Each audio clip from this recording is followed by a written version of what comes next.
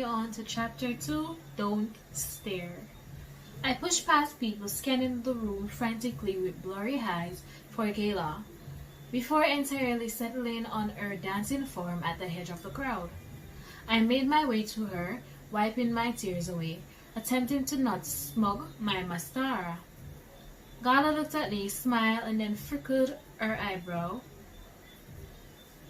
Her eyes were wide and in shock. "Clara, are you crying?" I nodded, sniffing. "What happened?" she asked, grabbing me by the shoulders, looking deep into my green eyes, causing the tears to start flowing again. "Some guy tried to touch me." I wobbled, shaking my head, still remembering all his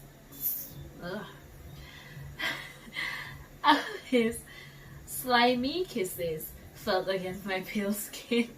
"Oh my god, who?" demanded Gayla, a snub masking her face. I swung, rubbing at my nose as I cranked my head to see my mate make his way back to his group, a smug plastered on his face. Gala followed my glance and then growled, "Was it him?" "No, he—" I called out to Gala as she stormed towards my mate, her fists clenched.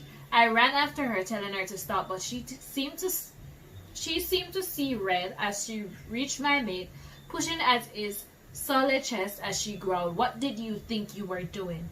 "Gayla, stop!" I begged, avoiding the piercing glance of my mate. "What the fuck are you talking about?" growled my mate, his friends giving Gayla a confused look. "You can't touch a woman without their permission. You're disgusting," yelled Gayla, waving her fingers at him. "She's crying because of you." I wiped at my wet cheeks, hoping that my eyes weren't too red. I didn't want my mate to see me in such a state. "I'm not doing this," murmured my mate, pushing past us and making his way out of the club, causing his friends to raise their eyebrows at us. "Gayla, he didn't touch me. He's the one who stopped the guy," I said, running my hand down my face.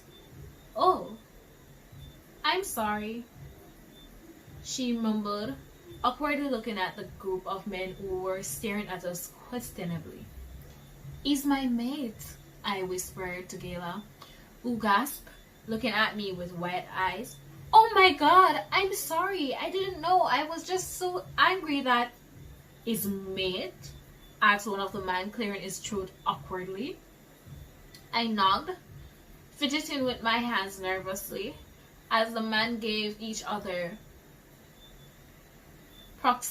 pierced looks. "Alpha Dylan doesn't do mates," speak one of the men, chewing on his lips. "What?" I asked, a stinging pain settling in my heart, making a wave of nausea rush over me. "He's not a relationship guy, just don't get your hopes up." Gayla snubbed up at the group, shaking her head. "You guys don't know what you're talking about." The group of men swagged at me as Gayla pulled me away, rolling her eyes. "Where did your mate go?" she asked. I swagged. "I think he left." "Go check outside. I'll be waiting by the bar for you with more shots," yelled Gayla, smiling. I chuckled to myself, breathing deeply as I started to walk towards the exit, my heart rate quickening at the thought of seeing my mate, who I knew couldn't be too happy after Gayla's assumptions. As I reached the door, I squeezed past a few couples who were heavily making out until the harsh wind hit me, sending my long brown hair flowing backwards. I squirmed through the night, looking around at the sculptures of different people, trying to decide if they were Dylan or not. After I decided to round the corner, knowing it would be quieter and would be a good place to think and get some fresh air, I leaned back against the brick wall, enjoying the feeling of the cold concrete against my flustered body. I closed my eyes, letting out a heavy breath, the strong wind almost making me tumble over. Suddenly, my deep breath was interrupted by a strong, moist smell, wafting out my nose and down into my lungs, causing me to shiver. I turned to see Dylan standing across from me, leaning against the wall opposite, his head tilted back and his eyes closed.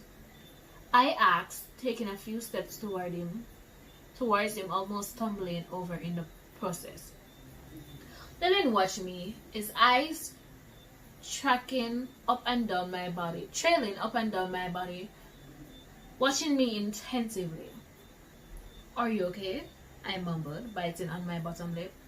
I needed a minute, my mate replied, sighing heavily. I shook my head. I'm sorry about Gayla, she's just protective, replied Dylan, raising his eyebrows. I nodded, chewing on my bottom lip anxiously. Yeah, well, so am I. I didn't know to respond, and I ended up just admiring my mate, taking in his beauty.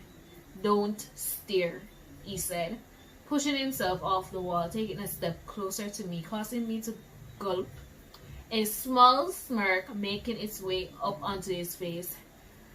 At the sound, giggles, and harsh whispers, Dylan turned his head to see a few girls standing next to us, eyeing him up, batting their eyelashes at him flirtishly, causing a wave of jealousy to wash over me.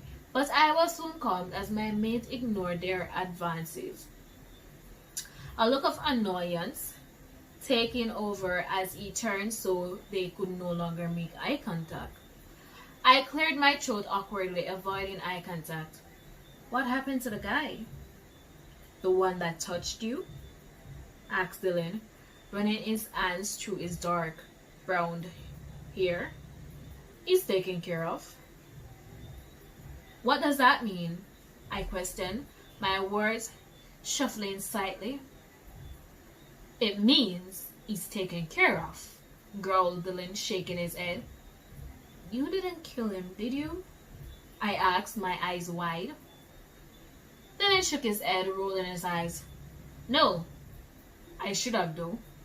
I swallowed, chewing on my bottom lip. So your name is Dylan? I noticed Dylan tensed up at the sound of his name rolling off my tongue, and he swallowed, but quickly composed himself, raising his eyebrows. And you are? Clara, I spoke, causing Dylan to nod slightly. Okay, you're cold. Let's go inside, he said, pushing himself off the wall, placing his hands on the small of my back. However, I didn't want to go inside. I wanted to stay outside and talk to Dylan. I'm not cold. Dylan chuckled, raising his eyebrows. Oh, really? My teeth chattered as I shook. Standing in nothing but a little black dress, my brown locks dancing in the wind. You're an alpha. Yes, Clara, sighed Dylan, sounding frustrated, my name coming out of his mouth causing me to stop mid-breath, my heart skipping a beat as I tried to regain composure, which made him smirk. Which pack? I stuttered, mentally cursing at myself for how anxious I sound. Dylan shook his head, cocking his head to the side as he studied me. You're drunk. I am not, I argued, flickering my eyebrows. Clara, you can barely keep your balance, and you can't focus on me. You're drunk. Well, that's what people do at clubs, I announced, waving my hands around, causing me to lose my balance, and my ankle twist, sending me tilting forward. Then I reached out, his large hand softly gripping my waist as he propped me back up, not letting go until he was sure I had control of my balance. You're going to hurt yourself, he growled loudly from his chest. However, I couldn't focus on what Dylan was saying. The tingles were still erupting all over my body, causing a huge spark of arousal to rush through me, making me lose my breath. Dylan studied me, looking me up and down as he stiffened, flickering his eyebrows, exhaled deeply. Your friend said you don't do relationships. Dylan flickered his brows, looking shocked at my statement. He ran his hand along his stubber, looking conflicted as he avoided eye contact. Which one said that? I swagged, not liking the way Dylan responded. I don't know. He was tall. Let's go inside, he said, walking towards the entrance of the club, leaving me standing there confused and hurt. So guys, that's the end of chapter 2 for today. I hope you guys enjoyed this video. Don't forget to like, comment, share, subscribe, and click that post notification bell and all to get notified each time that I post a video. Now, what do you guys think is about to happen into part 3? Stay tuned.